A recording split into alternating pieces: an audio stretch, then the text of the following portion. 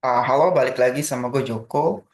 Kita akan coba masuk ke cybercase selanjutnya ya. Sekarang coba izin share screen dulu. Kita masuk ke cybercase berapa ini? 14 ya. Oke. Hmm. Cybercase 14 ini kita akan ngebahas sedikit, diskusi sedikit mengenai Microsoft Windows NTLM SSP Detection, gitu ya. Ini adalah sebuah protokol new technology ya, eh, keluaran lama lah, kira-kira, yang pasti saja ada vulnerability-nya. Kita masuk langsung aja. Ini adalah sebuah alert di Wazoo SIM kita, gitu ya, yang kita masih pelajarin gitu ya. Nah, ternyata alert ini muncul dari aktivitas internal, dari IP internal ke IP internal, yang isinya adalah mengenai NTLM SSP gitu ya. Kita bisa deskripsikan gini. Log tersebut menunjukkan adanya aktivitas komunikasi internal menggunakan protokol SMB port 445 yang melibatkan mekanisme autentikasi NTLM SSP. NTLM Security Support Provider, di mana sistem mendeteksi penggunaan NTLM dalam proses login atau pertukaran kredensial antar host. Aktivitas ini sebenarnya bisa bersifat normal dalam lingkungan Windows. Misalnya, akses file sharing atau autentikasi ke Active Directory. Namun, tetap dipantau karena NTLM memiliki kelemahan keamanan, seperti potensi kredensial capture, relay attack, atau pass the hash. Sehingga meskipun levelnya hanya informational, event ini bisa menjadi indikasi awal aktivitas lateral movement atau penyalahgunaan kredensial jika muncul tidak pada konteks yang wajar. Nah, jadi begini, sebenarnya informasi yang penting itu bahwa jaringan di internal itu masih menggunakan protokol lawas, yaitu NTLM tadi. Nah, sekarang kita mau lihat nih, NTLM itu apa sih gitu ya. NTLM SSP, NT, New Technology LAN Manager Security Support Provider, adalah protokol autentikasi lama di Windows yang digunakan untuk memverifikasi identitas pengguna atau komputer saat mengakses layanan jaringan seperti file sharing atau printer sharing. Protokol ini bekerja dengan mekanisme challenge response, di mana server mengirim tantangan acak dan klien merespons dengan hash password, sehingga password asli tidak dikirim. Jadi dia punya kerentanan hash ya, hash password ini nih yang bakalan dieksploitasi nantinya. Tetapi NTLM SSP dianggap kurang aman dibanding Kerberos. Nah, ini adalah protokol yang lebih baru daripada NTLM SSP karena rentan terhadap serangan seperti relay atau pass the hash. Sehingga traffic NTLM SSP modern sering muncul sebagai alert informational di sistem keamanan ya. Dia masuk sebagai informational aja gitu ya. Kita coba lihat lebih detail di NTLM SSP ya, di Warshak nih kita lihat ya. NTLM SSP. NTLM SSP adalah protokol Microsoft untuk autentikasi menggunakan protokol NTLM gitu ya. Dekripsi lalu lintas terenkripsi NTLM. Warshak mengetahui cara mendekripsi lalu lintas terenkripsi NTLM selama Anda memberikannya rahasia yang diperlukan. Kemudian ia dapat mendekripsi pertukaran NTLM, baik tantangan atau respons NTLM maupun muatan protokol lebih lanjut seperti DCA, RPC, yang mungkin dienkripsi dengan kunci yang berasal dari autentikasi NTLM. Nah, ini dia nih. Cukup menggunakan Wireshark, kita bisa melakukan eksploitasi pada NTLM SSP tadi ya. Oke. Perhatikan baik-baik ya, dekripsi lalu lintas terenkripsi NTLM. Wireshark mengetahui tadi ya cara mendekripsi lalu lintas. Kita lihat ini, kemudian setelah memasukkan kata sandi atau hash, perhatikan informasi tambahan yang disorot dengan warna biru. Nah ini, kita lihat. Kemudian sebelum memberikan kata sandi atau hash, muatan permintaan tidak dapat dibaca karena merupakan data rintisan terenkripsi ya, data enkripsi.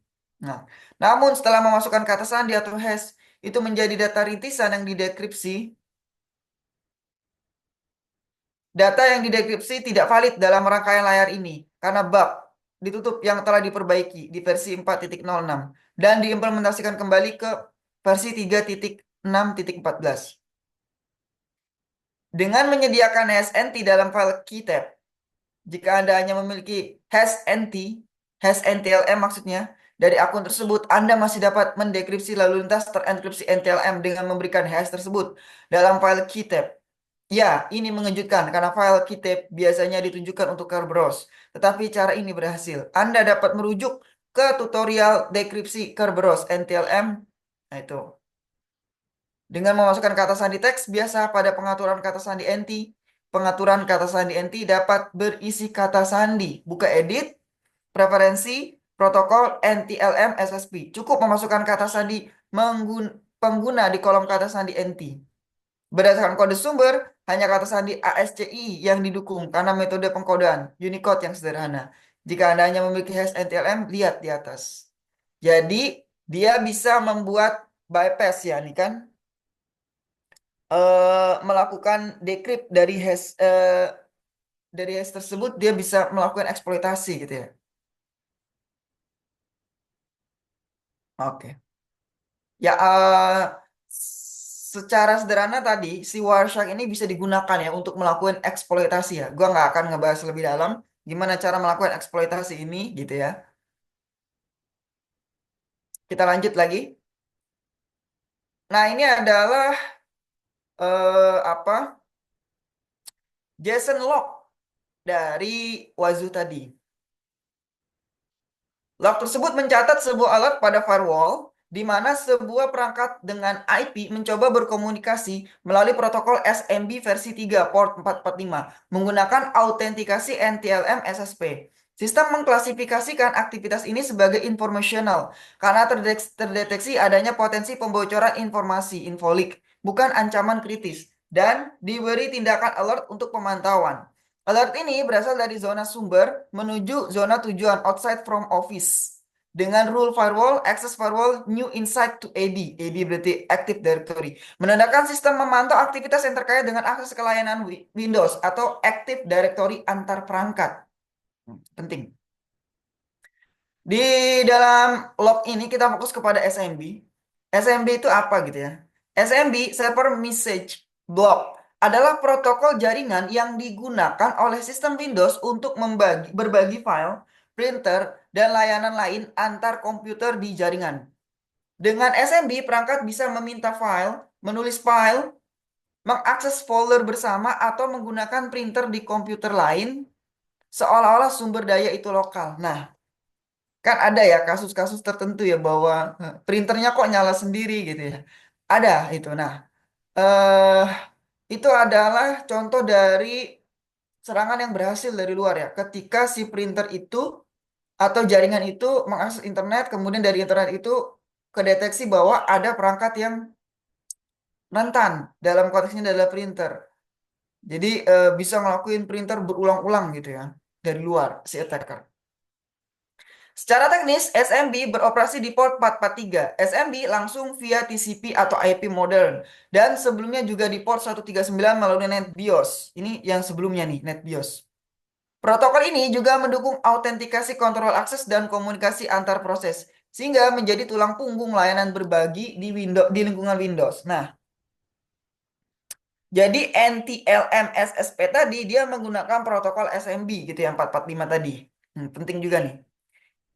Berarti misalnya gini, bayangkan ya, sebuah server apabila dia membuka port 445 SMB tadi, maka dimungkinkan bahwa itu ada apa namanya komunikasi antar perangkat Windows di dalamnya. Dan itu tentu saja possible untuk dieksploitasi. Kita coba lihat lagi lebih detail mengenai SMB. Nah, ini ya. Apa itu protokol SMB atau Server Message Block? Server Message Block. Bagaimana cara kerjanya? Tadi secara sederhana, protokol SMB terutama digunakan untuk memfasilitasi akses bersama ke sumber daya di jaringan.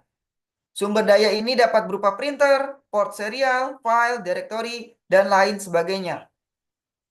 SMB ini merupakan tulang punggung ya di dalam jaringan Windows.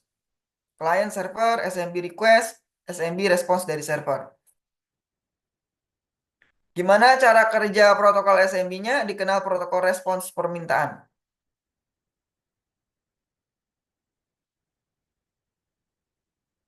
Protokol SMB di Windows nih. Selama bertahun-tahun SMB terutama digunakan untuk menghubungkan komputer Windows. Sistem operasi Microsoft Windows OS sejak Windows 95 telah menyertakan dukungan protokol SMB klien dan server. Windows Server 2012 dan versi yang lebih baru menyertakan fitur SMB 3.0 yang memungkinkan aplikasi untuk melakukan hal-hal berikut. Mengakses dan membaca sumber daya termasuk file di server jarak jauh. Membuat dan memperbarui file di server jarak jauh. Berkomunikasi dengan program server yang dapat menerima permintaan klien SMB. Nah, ini dia.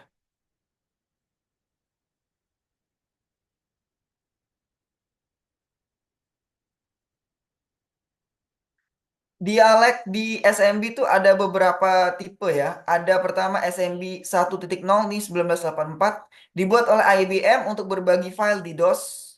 Ia memperkenalkan penguncian opportunistic oplock sebagai mekanisme caching sisi klien yang dirancang untuk mengurangi lalu lintas jaringan. Kemudian di 1996 itu ada terbaru lagi Common Internet File System. Sebuah penyusunan SMB 1.0 adalah dialek SMB yang dikembangkan oleh Microsoft dan pertama kali diperkenalkan di Windows 95. Nah, ini dari IBM dikembangkan oleh Microsoft. Kemudian di 2006 SMB 2.0 dirilis bersama Windows Vista pada tahun 2006 dan Windows Server 2008. Versi ini mengurangi chatin, chatins, pertukaran data yang berlebihan. Terus di update lagi 4 tahun selanjutnya 2010 SMB 2 versi 2.1 diperkenalkan bersama Windows Server 2008 R2 dan Windows 7, Windows 7 ya. Model leasing oplock klien menggantikan oplock untuk meningkatkan caching dan kinerja. Ini untuk meningkatkan kinerja aja sebenarnya. SMB 3 ini 2012 berarti itu 2 tahun selanjutnya. Pertama kali diperkenalkan di Windows Edge dan Windows Server 2012. Versi ini menambahkan beberapa peningkatan signifikan untuk meningkatkan ketersediaan. Ini udah masuk ke arsitektur nih. Kalau udah availability, performance, kemudian ada backup, security, dan manajemen. Walaupun ini masih ada 1, 2, 3, 4, 5. Masih 5 ya. Normalnya 6. Ada sustainability-nya, tapi dia belum ada sustainability-nya. Kemudian di 2014, yaitu 2 tahun selanjutnya, SMB di-update lagi, 3.0.2, diperkenalkan di Windows Edge, dan Windows Server 2012 masih sama ya, Edge point 1 tapi kalau yang ini. Oke, ini R2 dari 2012. Versi ini menyertakan pembaruan kinerja dan kemampuan untuk menonaktifkan dukungan CIFS yang tadi tuh, atau SMB versi 1, termasuk penghapusan biner terkait. Fitur lainnya termasuk dukungan copy file SRV, copy chunk melalui SMB, peningkatan kinerja untuk beban kerja, input atau output kecil, dan penyeimbangan ulang otomatis client server file skala besar. Kemudian di yang terakhir, di SMB versi 3 2015, berarti 1 tahun, ini langsung update lagi ya. Versi ini menambahkan dukungan nih, jadi penambahan yang nggak ada perbaikan, tapi menambahkan dukungan untuk enkripsi tingkat lanjut. Nah, ini dia. SMB ya. Jadi SMB ini memang sudah dikenal ya menjadi tulang punggung protokol dalam jaringan arsitektur Windows gitu ya. Sederhananya gitulah. Lanjut lagi kita. Nah, Terkait case ini gitu ya, terkait case cyber case 14 Microsoft Windows NTLM SSP detection ini,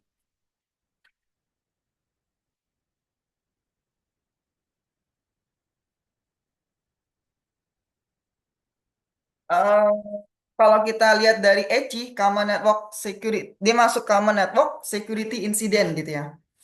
Ada 4 tipe. Pertama adalah unauthorized access incident, ada inappropriate usage incident, ada denial of service incident, ada wireless network incident.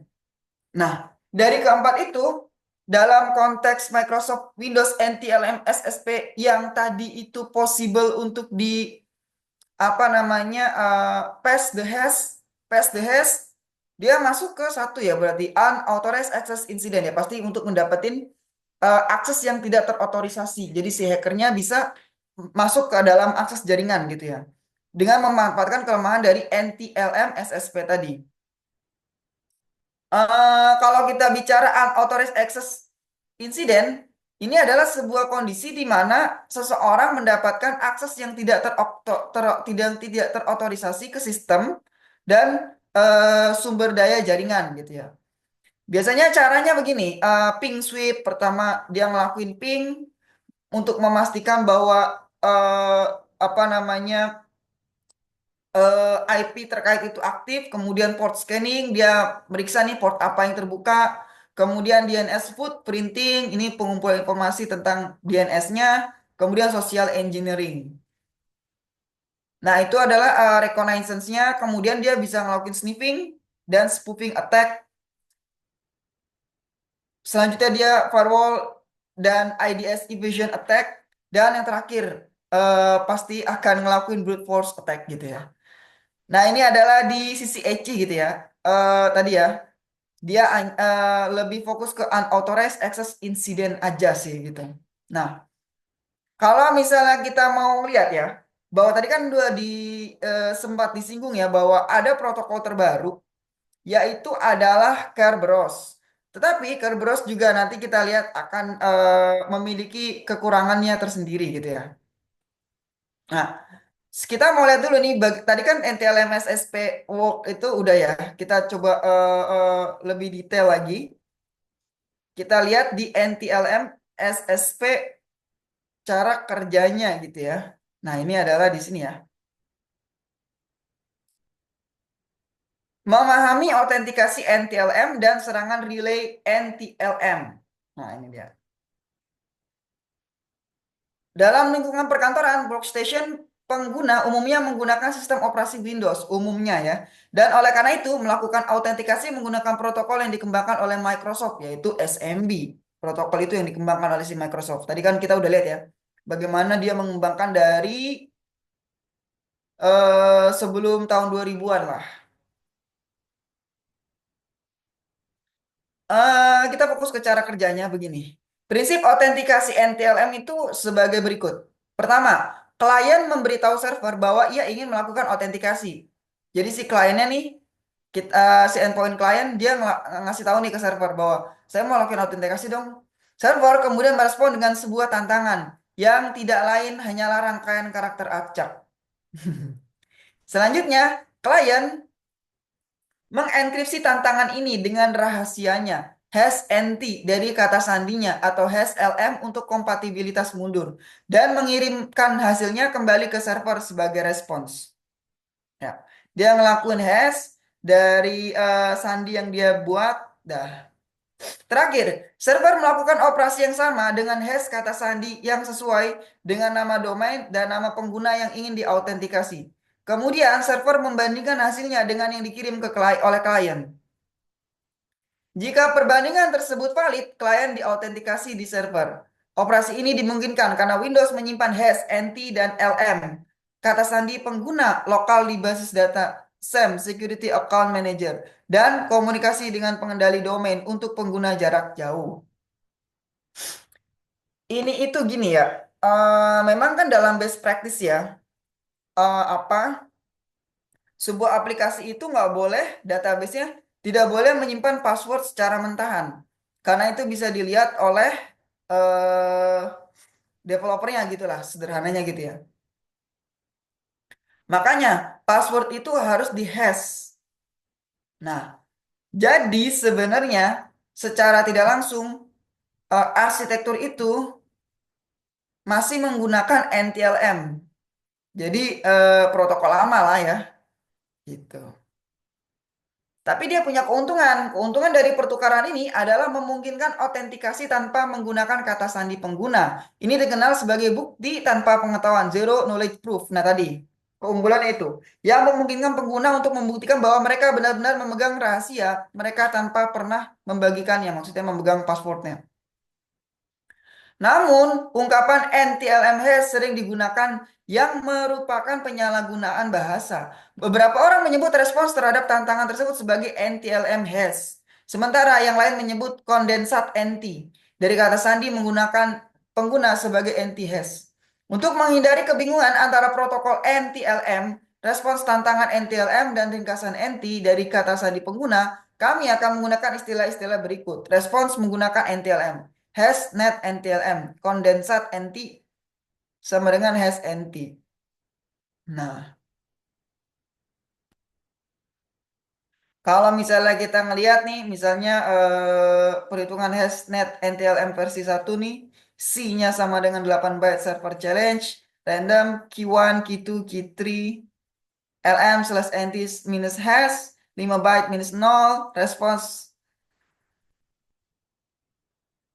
ini K1-nya, ini K2-nya, K3-nya, C-nya ini, contoh hash-nya dapatnya ini. Oke. Kok kemudian ini di NTLM versi 2 perhitungan hashnya begini, lebih kompleks ya. Dia ngedapetin hash. Nah, namun meskipun membutuhkan waktu lebih lama untuk memulihkan kata sandi dari hash net NTLM versi 2, hal itu masih mungkin dilakukan menggunakan alat seperti Hashcat. Bahkan seperti halnya jenis hash lainnya, kompleksitas dan panjang kata sandi serta daya komputasi mesin yang digunakan yang akan menjadi penentu. Hmm.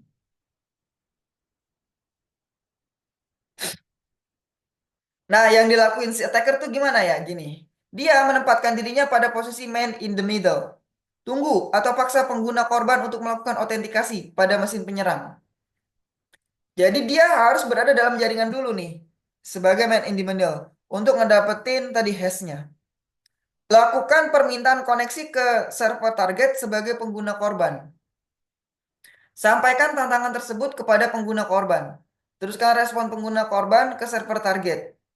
Nah, dia ngedapetin hash, terusnya hashnya ditempel ke server. Lakukan tindakan apapun yang diinginkan dalam sesi yang dibuka oleh server. Udah. Ya dia sederhananya menggunakan man in the middle ya. Oke. Terus kalau misalnya kita bicara nih si Kerberos tuh gimana gitu cara kerjanya? Nah kita lihat. Apa itu Kerberos dan bagaimana cara kerjanya? Nah kita lihat. Oh,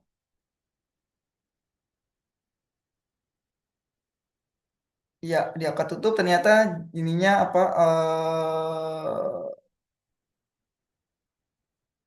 apa namanya artikelnya tertutup ya. Waduh, waduh, waduh, waduh. Saya harus login dulu deh jadinya. Oke deh, kita nggak ngebahas Kerberos dulu ya. Kita lihat aja deh perbandingan antara NTLM dan Kerberos gitu ya. NTLM versus Kerberos. Apa yang sebenarnya perlu diketahui oleh tim merah dan tim bertahan blue team gitu ya.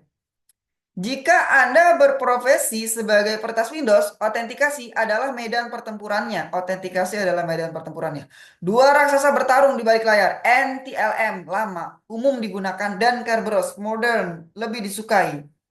Nah, kita hanya mau bandingin nih antara NTLM dan apa? Kerberos. Kalau secara sederhana gini, tadi ya, NTLM protokol autentikasi Windows lama berdasarkan tantangan atau respons dan kata sandi yang di-hash. Nah, ini dia. Sederhana, didukung secara luas, SMB, fallback, HTTP negotiate, yang membuatnya dapat digunakan di mana saja mesin yang terhubung ke domain, perangkat lama, peralatan, dan layanan lintas platform. Kelemahan, bergantung pada hash yang tersimpan, rentan terhadap serangan relay dan penggunaan ulang hash. Kerberos, protokol autentikasi berbasis tiket yang digunakan oleh Active Directory, AD.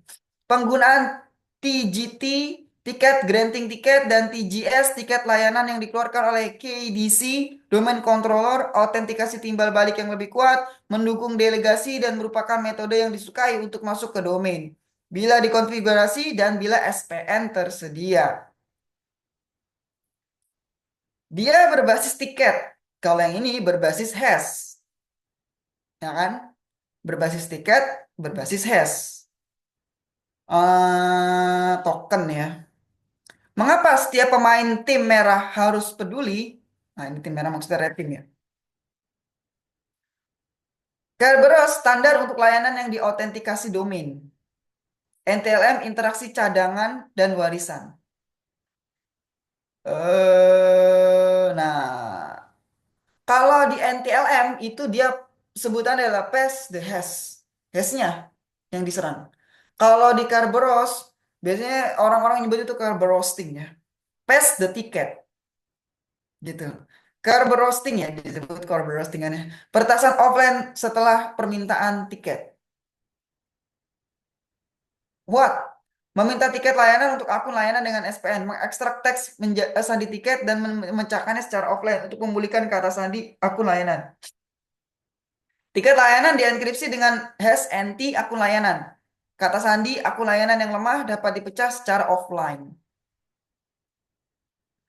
Kalau di NTLM yang terkenal itu relay tadi ya. Nah,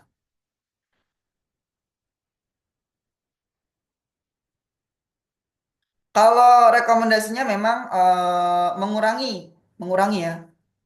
Jadi si NTLM itu kalau dikurangi berarti kan dia harus menggunakan protokol terbaru. Banyak dari teknologi di perusahaan itu belum bisa menggunakan teknologi baru. Karena ketika teknologi baru biasanya ya, hardware yang digunakan juga perlu baru.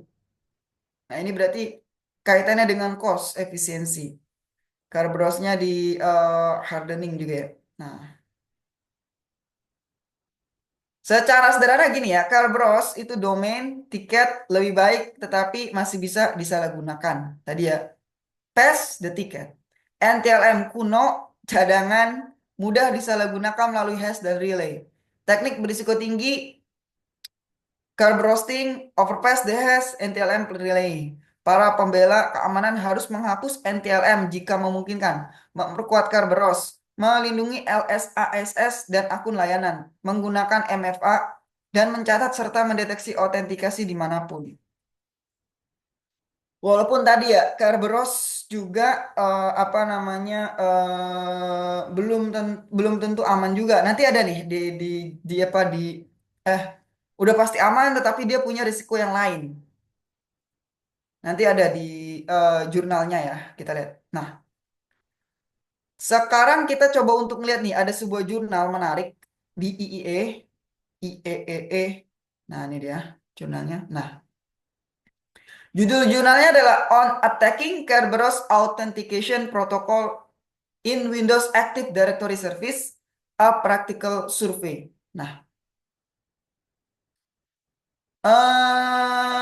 jurnal ini berhasil menemukan ada 3 proses kelemahan di Kerberos. Pertama gitu, ini tahun berapa ya? Kita lihat. Ini tahun 2021, berarti kurang lebih kalau dari sekarang 5 tahun yang lalu lah ya. Oke. Yang pertama, the obvious disadvantage of a centralized authentication system is the single point of failure. Jadi gini, ketika menggunakan Kerberos, dia itu menggunakan server tunggal. Ya memang kalau dibangun di atas server tunggal, artinya ketika server itu mati ya udah layanan lumpuh semua. Layanan dari perusahaan lumpuh. Nah, solusinya ya dia memang harus menggunakan apa namanya arsitektur yang memiliki availability lebih tinggi. Kemudian all participant must have their clock synchronized, otherwise the ticket do not work. Nah, di Kerberos itu apa namanya perlu dipastikan bahwa jam di setiap perangkat seluruhnya itu harus sama. Ketika dia cuma punya toleransi itu 5 menit. Ketika itu dia ada perbedaan 5 menit, udah nggak bisa jalan protokol Kerberosnya gitu. Memang dia dirancang untuk jaringan lokalan ya. Terus yang terakhir, since all keys are stored on one server, if an attacker manage on hack it, he will be able to access it as any user. Jadi gini, ketika sebuah kunci itu disimpan di dalam satu server, kalau attacker berhasil mengakses server tersebut, ya udah si attacker itu bisa mengakses seluruh pengguna yang menyimpan kuncinya di dalam server tersebut. Nah, itu kelemahannya nih berdasarkan jurnal ini gitu ya. Kita coba untuk lihat lagi nih. Di sini ada on the other hand, as stated in attacks on the Kerberos protocol are very problematic due to three reason. Ini ada problematik dari Kerberos tiga. Pertama adalah access. Once an attacker has local administrator privilege, it is possible to dump edition credential. That if left on compromised machine allows the attacker to move lateral in the network, elevate privilege, and gain unauthorized access to evaluate access assets.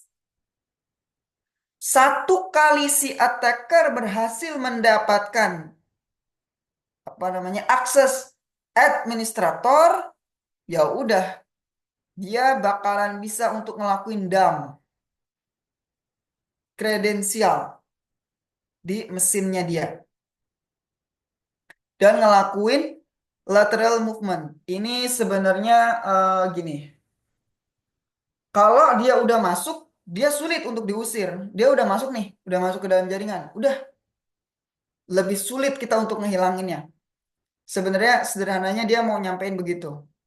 Kalau misalnya di serangan biasa, ketika dia misalnya menanamkan website untuk backdoor, ya websitenya dihapus, kredensial kita ganti, dia nggak bisa masuk lagi. Tetapi kalau di Kerberos, sekali dia masuk, udah dia bisa ngelakuin maintenance, meskipun kredensial diganti bahkan.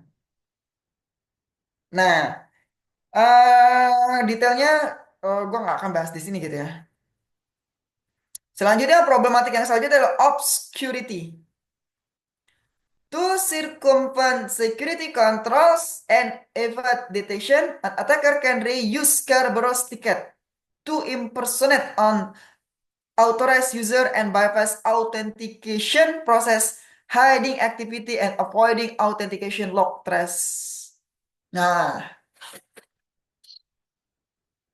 yang tadi tuh, kalau dia udah ngedapetin tiket, dia itu udah bisa bakalan melakukan impersonate authorization dan bypass authentication.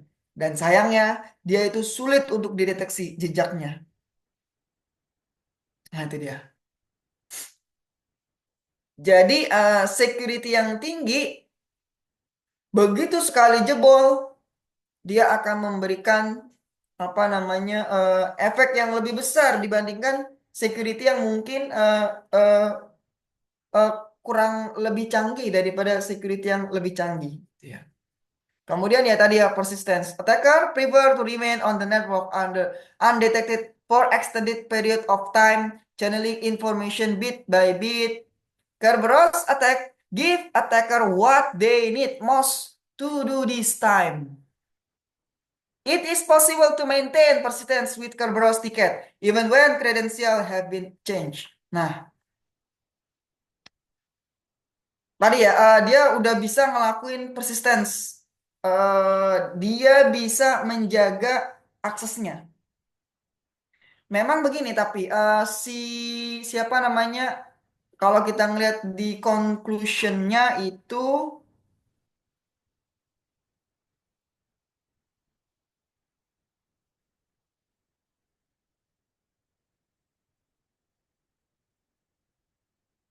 The execution of the type of attack seen in this work allow us to verify that the skill and knowledge for their execution are generally high. Nah, ini menarik nih sebutan gini. Bahwa si Kerberos ini memang hanya bisa ditembus oleh APT, Advanced Persistent Threats. Secara sederhana itu adalah hacker profesional, bukan hacker amatiran yang menggunakan script biasa gitu. Dia harus memahami bagaimana cara kerja dari Kerberos, baru bisa masuk ke dalam jaringan Kerberos itu. Artinya apa? Ya tadi, si Kerberos hanya bisa diserang oleh IT profesional. Tuh. Nah, jadi memang kalau penyerangan yang sifatnya biasa-biasa aja dia nggak bakal kena. Karena ketika dia di brute force, dia akan ngelakuin blocking. Kemudian celah-celahnya juga udah ketutup. Nah, tetapi tadi ya, namanya juga proses ya. Kalau ada di proses di dalamnya yang dia pahamin, dia nanti akan nemuin tuh bug-bug yang menarik lah ya. Nah, tapi ketika ini jebol, udah efeknya lebih besar daripada kita menggunakan misalnya NTLM tadi, NTLM tadi. Karena tadi yang menyerang udah profesional levelnya. Sederhananya sih gitu ya. Kalau misalnya kita mau ngelihat, ini kan ini adalah penulisnya nih, Carlos Diaz Motoro dan seterusnya ini. Nah, menariknya gini. Berdasarkan case ini kita bisa coba untuk menarik sedikit kesimpulan ya, bahwa teknologi yang lebih tinggi memberikan memberikan apa namanya serangan yang lebih rendah, betul. Tetapi serangan yang lebih rendah dari attacker yang sifatnya amatiran. Ini tidak menghilangkan sama sekali dari serangan attacker yang sifatnya profesional. Ketika attacker yang sifatnya profesional itu mendapatkan akses kepada teknologi yang lebih tinggi tadi, efeknya akan lebih signifikan daripada seorang attacker yang berhasil mengakses teknologi yang lebih rendah. Nah, ini adalah sebuah problematik. Apakah kita perlu menggunakan teknologi yang lebih tinggi atau tidak? Jadi dia punya kelebihan dan punya kekurangannya masing-masing. Sederhananya gitu ya. Nah, oke, sampai sini dulu nih NTLM SSP detection ini. Kalau seandainya ada salah-salah dari apa yang gue sampaikan tadi, boleh banget komen di bawah. Kita sama-sama diskusi bareng nih mengenai teknologi yang terbaik yang kita gunain. Berdasarkan ini kan kita bisa ngeliat ya bahwa gimana caranya menggunakan teknologi keamanan tingkat tinggi, tetapi apa namanya mitigasinya ketika terjadi kompromis juga mudah. Ini challenge-nya kan di situ kan. Dia teknologi yang tinggi memberikan impact yang tinggi juga ketika dia jebol. Teknologi yang rendah juga memberikan kemudahan hacking untuk melakukan attacking, hacker melakukan attacking. Nah, kita mau bikin gini, teknologi yang biasa-biasa aja, teknologi yang tinggi, maksudnya teknologi yang tinggi, tetapi ngebersihinnya juga gampang. Nah, itu dia yang kita tuju. Boleh banget tuh komentar di bawah kalau ada protokol-protokol terbaru yang lebih bagus tadi tuh dengan tujuan tadi di komentar, atau kita mau diskusi boleh juga klik link yang tersedia gitu ya. Sampai sini dulu mengenai Cybercast 14. Sampai jumpa lagi di Cybercast 15. Thank you.